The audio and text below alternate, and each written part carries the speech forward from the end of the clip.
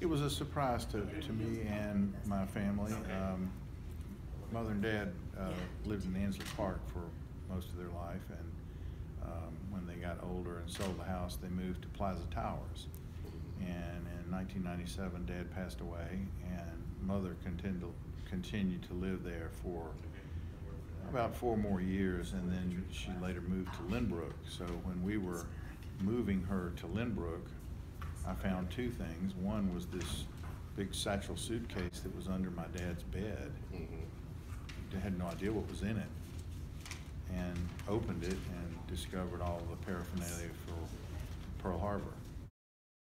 And then when I was packing up his stereo, Mother said, "What are you going to do with all those cassettes?" And I opened this one drawer, which he had spent time basically dictating his whole life. There weren't just cassettes about Pearl Harbor.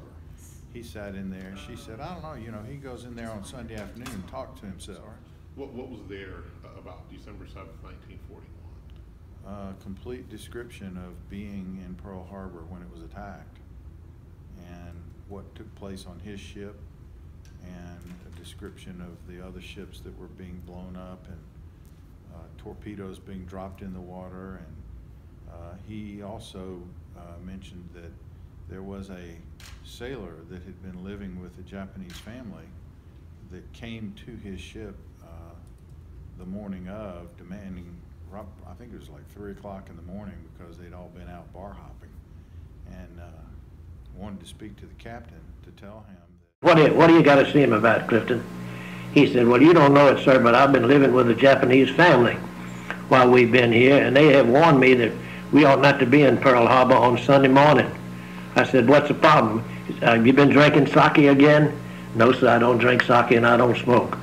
Well, anyway, I took him to the executive office, and the exec felt the same way. How could this young boy, a seaman second, know anything that all of our communications didn't know, to come back aboard and say that we were in trouble? Nobody would have believed us, and apparently nobody believed any of the communiques that came from anywhere about any threat from the Japanese. I think the thing that surprised me more than anything was his recall of detail, and all of the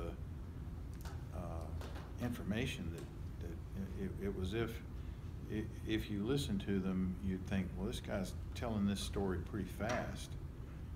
Maybe he was trying to get it all out before he forgot some of it. I don't know, but it's a lot of detail about what was happening, places, people's names, all of those types of things, which that was amazing to me.